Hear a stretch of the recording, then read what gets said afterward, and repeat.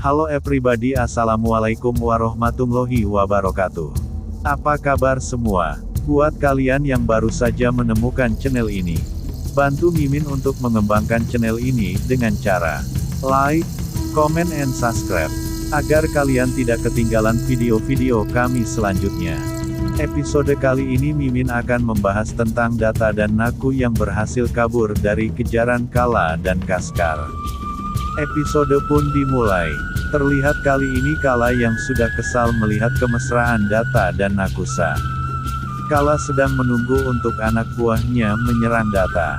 Naku memeluk Data dengan air mata dan Data dengan mata tertutup mencoba menikmati pertemuan mereka. Kala, Sudarsan, dan Kaskar menyaksikan Data dan Naku dengan seksama. Kaskar memberi isyarat pada anak buahnya untuk menyerang.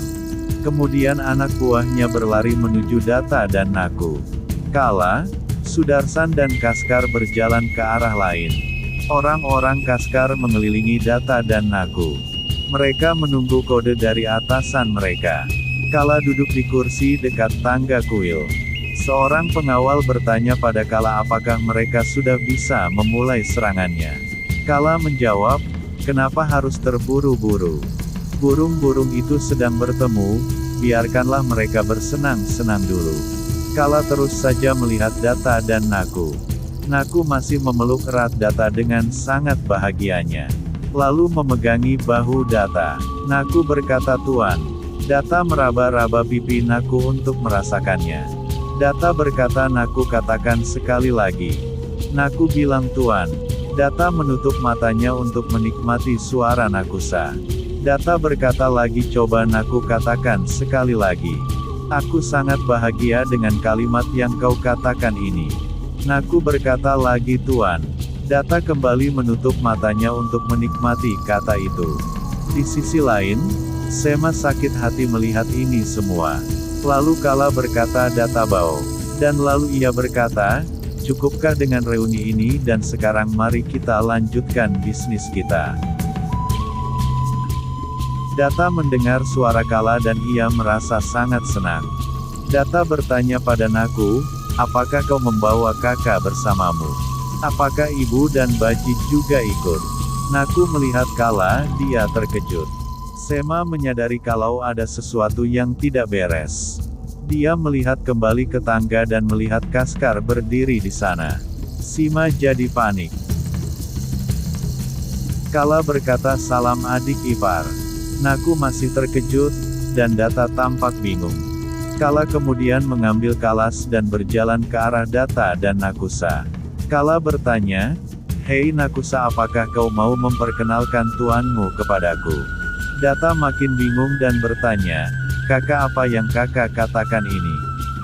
Apa maksudnya?" Naku mengatakan, "Tuan, dia bukan saudara perempuan Tuan. Kala dan Sudarsan yang telah merencanakan kecelakaan mobilmu." Data ingat saat itu Sudarsan berkata bahwa ia akan menyingkirkan musuhnya. Data juga ingat kecelakaannya. Naku melanjutkan, "Mereka ingin membunuhmu."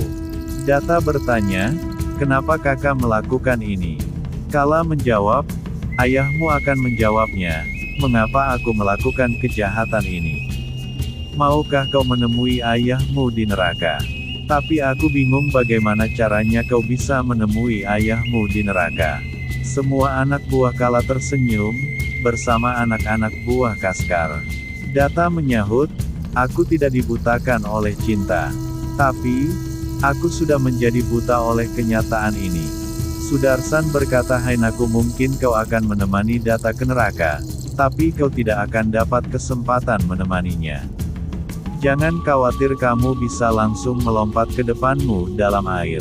Naku terkejut mendengarnya. Naku berbalik menatap Data. Naku menangis sambil memegangi wajah Data dan mengusap debu di wajahnya. Trio ayam sayur ini memantau Data dari atas, dan tersenyum seperti orang beloon. Kala berkata, "Jika Data tidak mempunyai mata, lalu apa gunanya kecantikanmu itu Nakusa? Dia tidak akan bisa melihat kamu." Naku menangis. Data mengumpulkan keberanian, dan memegang Nakusa lalu ia berkata, kamu tidak boleh panik karena aku buta. Kamu akan membuka mataku bukan? Naku yang terisak menangis, dia mengangguk sambil mengatakan iya. Data melanjutkan, kalau begitu tidak ada yang perlu dikhawatirkan. Kamu jangan panik. Kala menjadi stres mendengarnya. Kala berkata, selesaikan reuni kalian. Apa yang ingin kau lakukan, lakukanlah.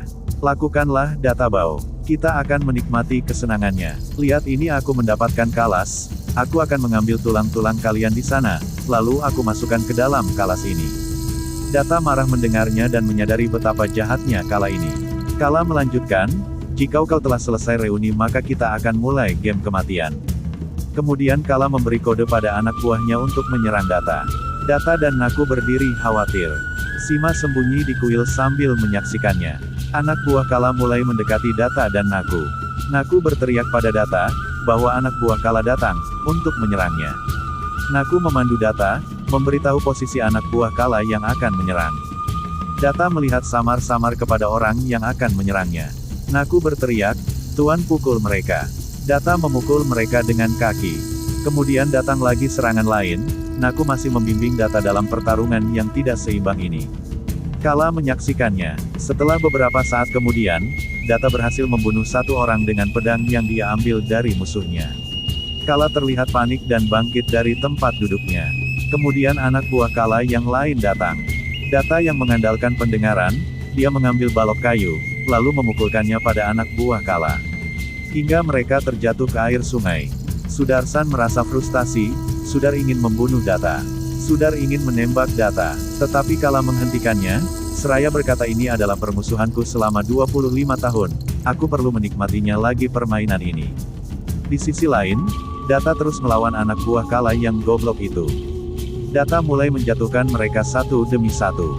Sima merasa senang melihatnya. Kala menjadi tegang, Sudar menjadi gila. Dia berteriak pada Kala, apa yang kamu tunggu? Aku akan membunuh Data. Dia mengarahkan lagi pistolnya ke arah Data. Kala tidak berkata sedikit apapun. Suara pistolnya meletus, Sudar kaget melihat Data selamat, karena anak buahnya yang terkena tembakan, tepat di depan Data. Naku dan Data menjadi khawatir melihat tingkah Sudar. Kemudian Naku mengikat tangannya, dan Data, kemudian mereka lompat ke dalam air. Kala, Sudar dan Kaskar terkejut melihat Naku dan Data menghilang, karena masuk dalam air itu. Mereka terus melihat ke arah air, mereka lalu tersenyum melihat Data dan Naku telah muncul di permukaan tangga sungai itu. Tetapi di sana anak buah Kala sudah menunggunya, tepat di depan Data dan Nakusa. Di sisi lain, Sema melihat ini dan dia khawatir. Lalu melihat patung Dewi dan meminta keselamatan Data. Sema berkata, apa yang harus kulakukan sekarang? Lalu Sema melihat ke arah anak buah Kala yang sedang mengarahkan pistolnya ke arah Data. Sema perlahan-lahan berjalan di belakangnya, dia mendapatkan sebuah balok kayu di dekatnya. Sema memukul orang itu dengan balok, dan orang itu pun terjatuh ke tanah. Kemudian Sema perlahan berlari menuju pada Sudarsan. Beberapa saat kemudian, Sema mengarahkan pistol itu tepat di kepala Sudar, seraya berteriak, lemparkan pistol ke bawah, atau aku akan menembak kepalamu. Kala dan Kaskar kaget. Sima berteriak, semua orang harus menaruh senjatanya ke bawah. Kemudian semuanya pun menurunkan senjatanya. Data mendengar suara Sima, jadi Data tahu siapa yang membantunya untuk melarikan diri. Sima lalu berteriak, Data, Nakusa cepat pergi dari sini, lupakan aku cepat pergi. Data dan Naku berpikir sebentar, kemudian mereka memutuskan untuk pergi. Data dan Naku berhasil meninggalkan tempat itu. Oke pemirsa, cukup sekian dulu cerita Nakusa hari ini.